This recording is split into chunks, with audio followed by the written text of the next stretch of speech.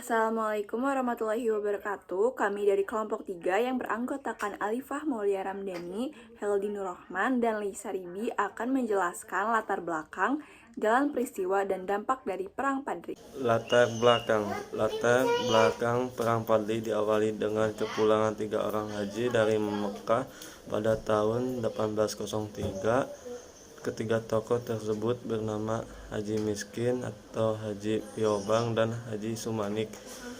Setelah pulang dari ibadah haji, ketiga tokoh ini berkeinginan untuk memperbaiki isyarat Islam yang belum sempurna dijalankan oleh masyarakat kerajaan Minangkabau.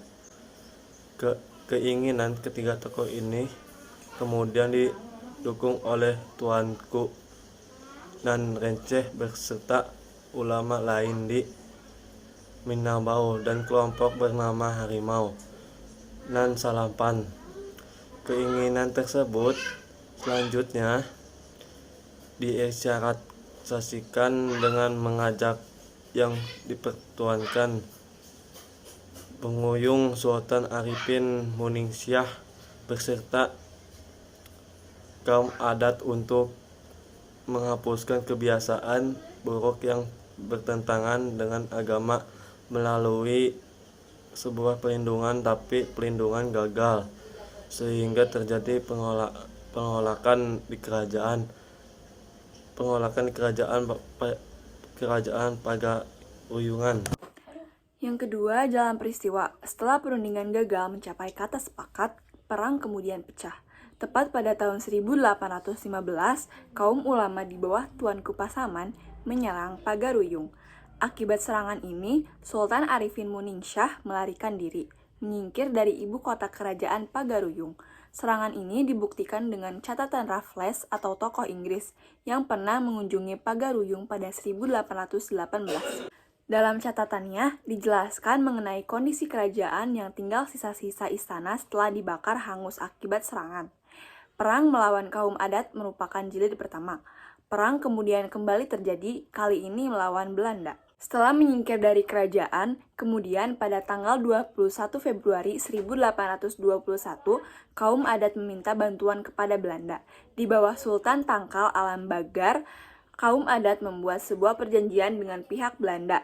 Dari perjanjian ini, Belanda menganggap bahwa kerajaan Pagaruyung telah menyerah kepada pemerintah Hindia Belanda.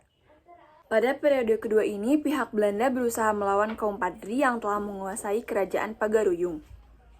Serangan berlangsung di Simawang dan Sulit Air pada tanggal 8 Desember 1821. Akibat serangan ini, kaum Padri berhasil dipukul mundur oleh Belanda dari Pagaruyung tepat pada tanggal 4 Maret 1822. Kaum Padri kemudian bertahan di daerah Lintau sambil menyusun strategi untuk melawan Belanda. Sementara itu, Belanda membangun sebuah benteng untuk mempertahankan kedudukannya. Benteng tersebut bernama Fort van der Capellen. Di bawah pimpinan Tuanku Nan Renceh, kaum Padri berusaha melawan Belanda pada bulan September 1822. Pasukan Belanda kewalahan menghadapi serangan ini, akhirnya mundur di daerah Batu Sangkar. Singkatnya, perlawanan kaum Padri sangat menyulitkan Belanda. Untuk melawan perlawanan kaum Padri, Belanda menyusun strategi dengan iming-iming gencatan senjata. Akhirnya, di bawah pimpinan Tuanku Imam Bonjol, kaum Padri bersedia melakukan gencatan senjata di bawah perundingan bernama Perjanjian Masang.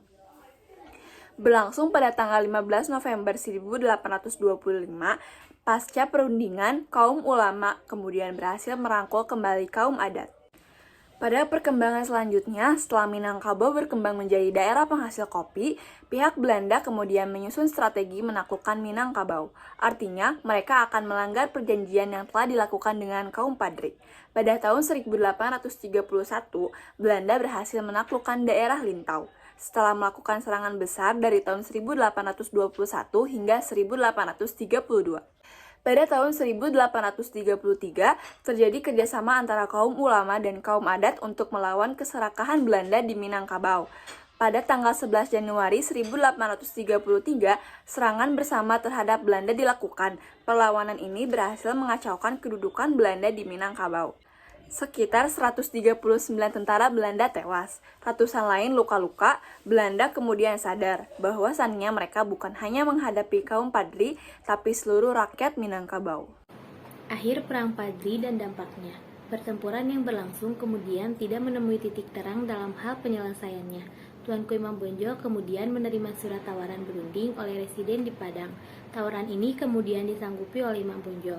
Perundingan dilakukan tidak lebih dari 14 hari. Bendera putih akhirnya dikibarkan. Tuanku Imam Bonjol kemudian diminta datang ke tempat perundingan, tepatnya di Palupuh tanpa membawa senjata. Tapi ternyata Tuanku Imam Bonjol dijebak oleh pihak Belanda. Peristiwa ini berlangsung pada bulan Oktober 1837. Ia ditangkap dalam kondisi sakit, setelah itu diasingkan ke Padang, selanjutnya dipindahkan ke Cianjur dan Ambon. Setelah kurang lebih 27 tahun diasingkan, tepat pada tanggal 8 November 1864, Tuanku Imam Bonjol wafat. Berikut ini beberapa dampak Perang Padri secara singkat meliputi 1. Penderitaan rakyat akibat perang. 2. Kerugian harta dan tenaga. 3. Belanda semakin berkuasa di Pulau Sumatera. 4. Komoditas kopi di Minangkabau dikuasai Belanda. Sekian dari kelompok kami, mohon maaf bila ada kesalahan. Wassalamualaikum warahmatullahi wabarakatuh.